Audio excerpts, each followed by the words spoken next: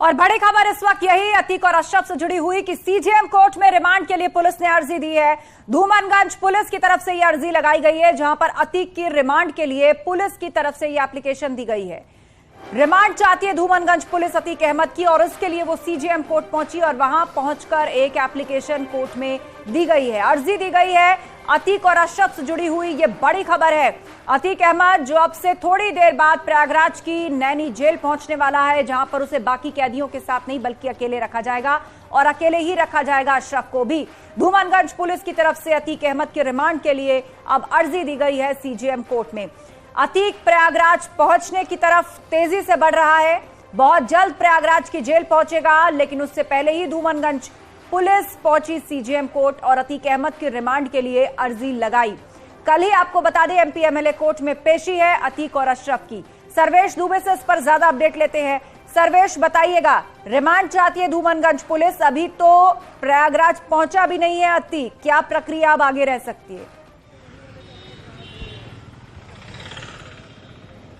देखिए, यह माना जा रहा था कि अतीक अहमद भले ही उमेश पाल अपहरण के केस में कोर्ट में आ रहा है और उस फैसला सुनाया जाना है, लेकिन प्रयागराज पुलिस उमेश पाल शूटआउट कांड में भी अतीक अहमद से पूछताछ करेगी। और वही बात सच साबित हुई कि अब अर्जी लगाई गई है सीजेएम कोर्ट में धूमनगंज पुलिस की ओर से, और रिमांड अगर कोर्ट मंजूर करती है तो रिमांड पर लेकर पूछताछ की जाएगी। हालांकि जो टेक्निकल बात है, इसमें अधिवक्ताओं से हमारी बात हुई है कि अभी चूंकि वो ट्रांजिट रिमांड पर है, ट्रांजिट रिमांड के बाद उसे कोर्ट में दाखिल कर दिया जाएगा, लेकिन जो इस 14 दिन की जो इसकी कस्टडी रिमांड है वो उसी के अंतर्गत मानी जाएगी। यानी कल से, जब से वो साबरमती जेल से निकला है, तो 14 दिन के अंदर की ही रिमांड पुलिस को मिलेगी और पुलिस को उसी के दौरान अपनी पूछताछ पूरी करनी होगी। तो कुल मिलाकर अब ये कहा जा सकता है ये कोर्ट पर है कि कोर्ट इसमें पुलिस को कितने दिन की रिमांड देती है और पुलिस किस तरह से पूछताछ करती है। लेकिन इस बीच सबसे बड़ी ये खबर है कि इस समय सिविल लाइन थाने में पुलिस कर्मियों की हलचल बढ़ी है। यहाँ पर गंगानगर के डीसीपी यहाँ पर पहुंचे हैं, उनकी गाड़ी यहाँ पर खड़ी है, और साफ तौर पर मैं बताऊं कि ऐसी भी संभावनाएं जताई जा रही है कि अतीक अहमद को यहाँ पर भी लाया जा सकता है और यहाँ पे भी रखा जा सकता है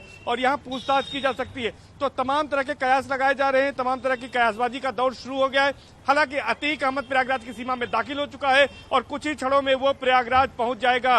तो फिलहाल अतीक अहमद का इंतजार हो रहा है। पुलिस की जो एजेंसियां हैं वो भी सक्रिय हो गई हैं और तैयारी यहाँ पर की जा रही है कि किस तरह से अतीक अहमद आएगा। जी बिल्कुल, तैयारियां की जा रही हैं कि किस तरह से अतीक अहमद आएगा। नैनी जेल के बाहर तैयारी पूरी की जा रही है, पुलिस डिप्लॉयमेंट शुरू हो चुका है, उसकी तस्वीरें भी आपने हमें दिखाई सर्वेश।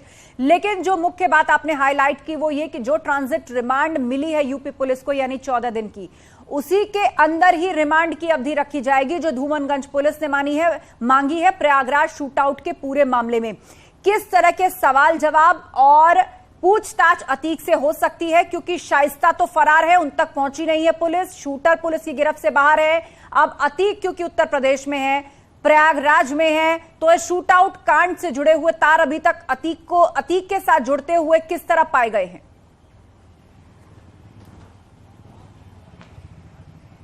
देखिए, अतीक अहमद से पुलिस जब पूछताछ करेगी तो न केवल पूरे शूटआउट को लेकर जो प्लानिंग हुई थी और किस तरह से उसने शूटर्स को आदेश दिए थे, ये तमाम सवालों के जवाब तलाशे जाएंगे और तमाम क्रॉस एग्जामिनेशन किया जाएगा। अब तक जो बातें निकल कर आई हैं कि किस तरह आईफोन के जरिए बातचीत होती थी, किस तरह से असद ने शूटरों से बात कराई थी और जो बैठकें उसके घर में होती थी जिसमें शाइस्ता परवीन भी शामिल बताई जा रही हैं, इन तमाम सवालों के जवाब तलाशे जाएंगे। और इसके साथ साथ किस तरह का आदेश अतीक अहमद ने अशरफ को दिया था, अशरफ से उससे क्या बातचीत हुई थी और अशरफ के बाद किस तरह से पूरे शूटआउट का जिम्मा अपने तीसरे बेटे असद को सौंपा था और क्यों, इसके पीछे क्या वजह थी, किस तरह से बगैर किसी ने नकाब पहने शूटर्स ने इस वारदात को अंजाम दिया, क्या इससे के जरिए अतीक अहमद फिर से एक बार अपनी बादशाहत को कायम करना चाहता था और योगी सरकार के जो कानून व्यवस्था है उसको चुनौती दे रहा था। ये तमाम सवाल होंगे जो पुलिस लगातार अतीक अहमद से करेगी और उनके जवाब तलाशने की कोशिश करेगी। इसके साथ ही साथ जो रुपए मिले थे, उसके ऑफिस से जो आर्म्स मिले थे, इनके बारे में भी पुलिस उससे सवाल जवाब कर सकती है और इसके साथ ही साथ पूरे शूटआउट को लेकर क्या उसकी मंशा थी, इसके बारे में पूछा जाएगा, शूटर्स के बारे में पूछा जाएगा और वो कब से प्लानिंग कर रहा था, इन तमाम बातों की जानकारी पुलिस उससे हासिल करेगी और उसे अपनी विवेचना में भी शामिल करेगी। जी बिल्कुल, ये तमाम बातें हैं, बहुत सारे सवाल हैं। शूटआउट कांड के बाद जो इन्वेस्टिगेशन हुई है उसमें अतीक से सीधे तार किस तरह जुड़ रहे हैं, साबरमती जेल वहां से कैसे ऑर्डर्स दिए गए और क्या शाइस्ता परवीन ने भी इसमें सक्रिय भूमिका कहां तक निभाई है, इस सब कुछ, इस पूरे केस को पुख्ता करने के लिए रिमांड चाहती है धूमनगंज पुलिस, जिसके लिए सीजेएम कोर्ट में उसने अप्लाई किया है। सर्वेश, ये बताइए कितने दिन की रिमांड धूमनगंज पुलिस की ओर से मांगी गई है? कोई समय अवधि बताई गई है क्या? और जब पूछताछ होगी तो क्या यूपी पुलिस, एसटीएफ और कौन कौन सी एजेंसियां अतीक से पूछताछ कर सकती हैं?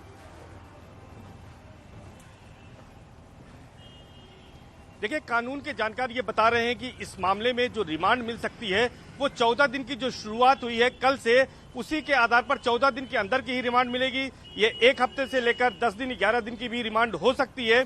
अब ये कोर्ट पर निर्भर करता है कितने दिन की पुलिस को कस्टडी रिमांड दी जाती है और उसके बाद फिर पुलिस को कस्टडी रिमांड पूरी होने के बाद कोर्ट में पेश करना होगा। और कोर्ट के आदेश पर, चूंकि सुप्रीम कोर्ट के आदेश पर जून 2019 में शिफ्ट किया गया था अतीक अहमद को प्रयागराज के नैनी सेंट्रल जेल से साबरमती जेल, तो जहां पर कोर्ट कहेगी फिर सुप्रीम कोर्ट का जो आदेश है उसके पालन में साबरमती जेल ही अतीक अहमद को भेजना होगा।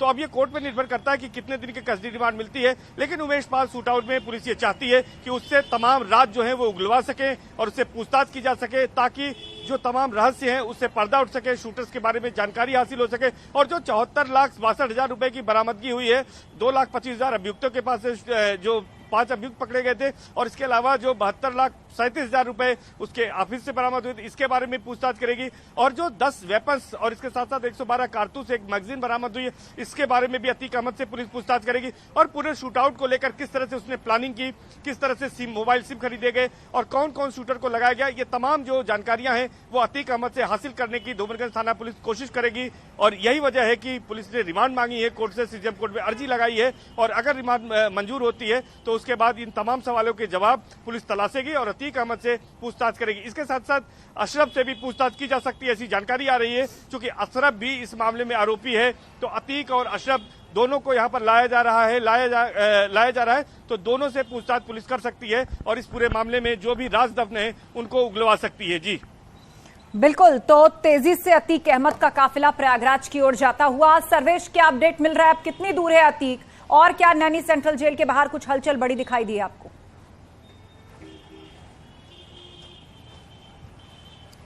देखिए, इस वक्त की बात मैं करूं तो अतीक अहमद का काफिला प्रयागराज सीमा में दाखिल हो चुका है और शंकरगढ़ का जो इलाका है करीब 50 से 60 किलोमीटर की दूरी है। और ये लगता है कि जिस रफ्तार से गाड़ियां चल रही हैं वो करीब 1 घंटे के अंदर ही अतीक अहमद अब प्रयागराज नैनी सेंट्रल जेल के पास पहुंच जाएगा। वहां पर डॉक्टरों की टीम को बुला लिया गया है, हलचल तेज है।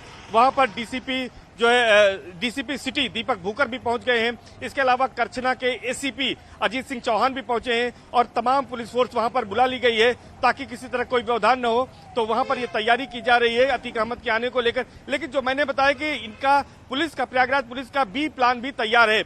इसके अलावा भी सिविल लाइन थाने में भी तैयारी की जा रही है। यहाँ पर डीसीपी गंगापार अभिषेक भारती पहुंचे हुए हैं, यहाँ पर भी साफ सफाई कराई जा रही है और देखा जा रहा है तो ये माना जा रहा है कि यहाँ पर भी लाया जा सकता है। अगर कोई दिक्कत होती है वहां पर तो यहाँ पर भी लाया जा सकता है।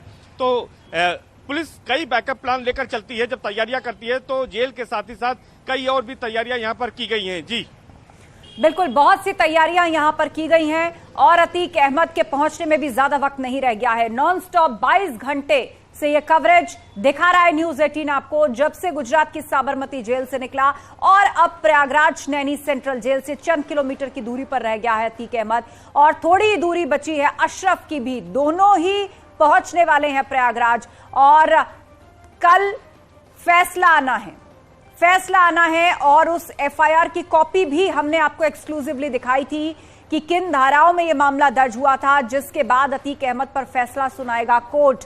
क्या उम्र कैद होगी या फिर होगी फांसी की सजा, मैक्सिमम पनिशमेंट दी जाएगी, इस पर लोग अभी से कयास लगा रहे हैं, चर्चा जारी है। लेकिन इस बीच एक और अपडेट यह भी है कि धूमनगंज पुलिस ने रिमांड मांगी है सीजेएम कोर्ट से ताकि इस पूरे शूटआउट मामले में कुछ और इन्वेस्टिगेशंस की जा सके, अतीक अहमद से सवाल जवाब किए जा सकें।